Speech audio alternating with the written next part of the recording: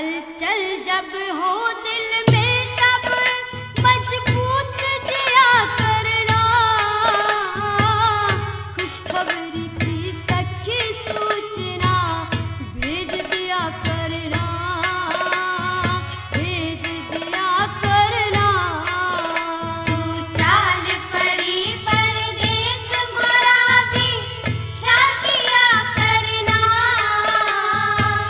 खुशखबरी की सखी सूचना भेज दिया करना, भेज दिया करना।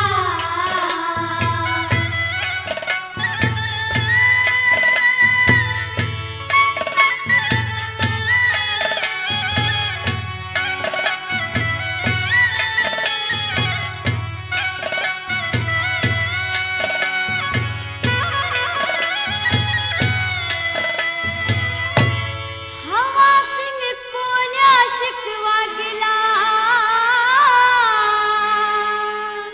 तने मन चाह पति मिला, तने मन चाहा पति मिला, खिला कर मन का चमन खुशी से प्यार उसे किया करना,